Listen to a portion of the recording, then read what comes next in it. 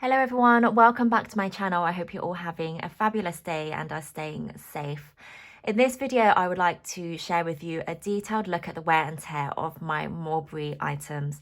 So I've laid everything out here. I've got 4 bags from Mulberry and 1 purse. I previously also had the zipped Bayswater, which I sold after not too long, mainly because it was a large bag, and these days I tend to use much smaller bags. So honestly, I fell in love with that bag, but I really shouldn't have bought it in the first place. But the reason why I really wanted to do this video is because, in my opinion, Mulberry is a fantastic mid-range British luxury brand. And the quality and the style of their bags are just beautiful.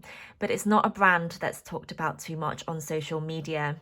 And therefore, if you don't have a Mulberry store close to you, or if, for example, you have to pay for delivery and shipping, then I hope this video can reassure you on the quality of these items. Whilst they are mid-range, they still, of course, cost a bit of money. And these ones here range from this one being the cheapest, I believe, which was $450 when I got it, which is a Harlow. And then the most expensive I have is the Lily, which now retails for, I think, just under £800. So of course, you're still spending quite a good amount of money on these and want to make sure that they last a long time, which I definitely believe they do. So I've not actually inspected these items in detail because I haven't felt the need to. I've not seen any obvious wear and tear issues. And I've had some of these bags for quite a few years now. And so I've not really gone looking around to see if there's any defects. So let's see what we find in this video, and you'll probably be finding the defects at the same time as I do. But overall, I really do think the quality of Mulberry is fantastic and definitely worth the price. So I'll start with my oldest item. This is the one that I'll be able to talk to the most and the one that should be showing the most wear and tear. So this is the Mulberry Lily. This is in the small, or I think they call it the regular size. And this is in a beautiful small grained leather. So this is one of the classic Mulberry leathers, and you will see that across all 3 these bags here, they are all the small grained leather. I find this leather very hard wearing, and this for me is a classic Mulberry leather, so I really love it. They also have more of a silky calf leather too, which I've never had any of those items, so I can't really talk to those. But let's take a look at this bag in detail. So this one I have had for just under 5 years now. I have used it a ton because it's one of my favorite bags. So you've got the small grained leather, which honestly just looks perfect. And then the only thing I've noticed with this bag, as I've talked about it before, is the leather on the back is definitely slightly shinier and the grain is slightly flatter than the rest of the bag, because this is the portion that lies against your body, whether it rests towards your arms or your underarms, or your hip area if you're wearing it crossbody. So I don't know if that will pick up on the camera, but the leather is shinier and it is slightly flatter than if you look across the rest of the bag. Hopefully you can see that. But honestly, it's not something that is noticeable at first glance. Then let's take a look at this. I've forgotten what it's called now, like the piping. Apologies, I've forgotten how we call this. So this has just been painted over in red. And again, you can see there is no issue whatsoever. No peeling at all. So it's just perfect condition. Then let's take a look at the hardware, and apologies because I don't really want to show my face, so I'm not going to show this in all angles, but you should be able to see there. It's still very, very shiny. I have a few hairline scratches on it, but that is all. And then let me open the bag up. This is what it looks like on the inside. The inside is lined with suede. I think it's just the raw underside of the leather. You can see very faintly that It's a little bit dirty, which is to be expected over time, but you should be able to see it's a little bit grey on other sides. As I said, I've had this for 5 years and I don't baby it at all because I find it very hard wearing. You can see more pronounced there as well. It's just a little bit of dirt. And then the suede is slightly pulling. You can see it's a bit more furry than it would have been to start with. But again, no real issue, in my opinion, in wear and tear. And let me just take all this out.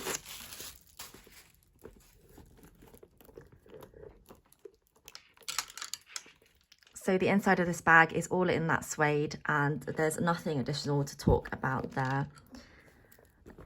And then finally, just onto the chain.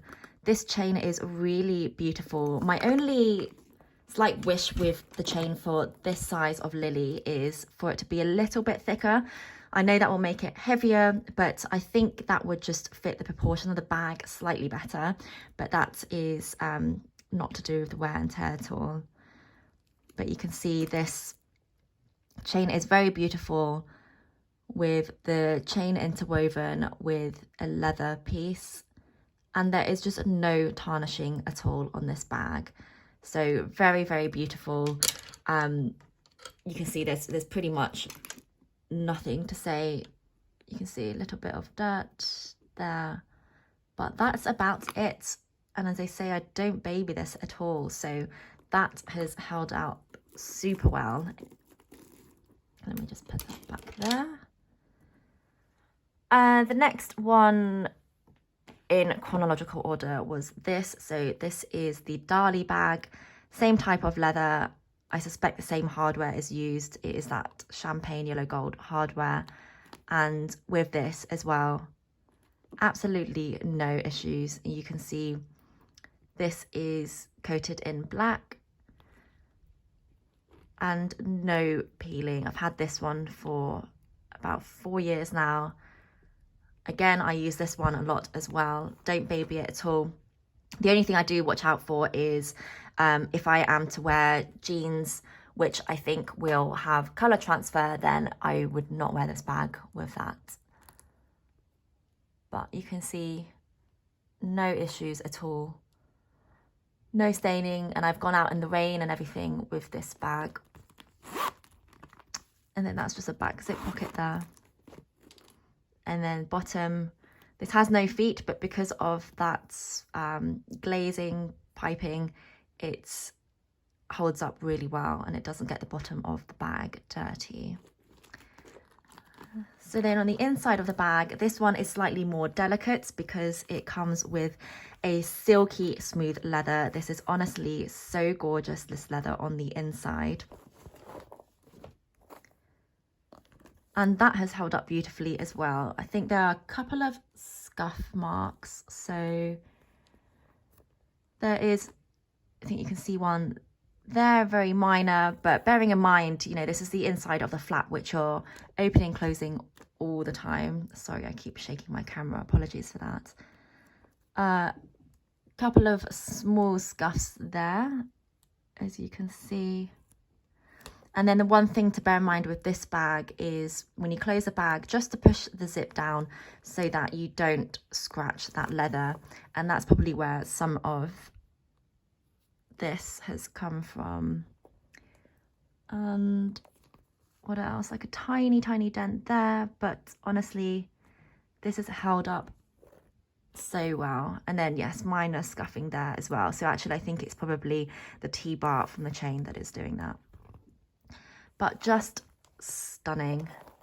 And then the inside, no issues at all. It's quite hard to see all the way down to the bottom, but it's the same leather, so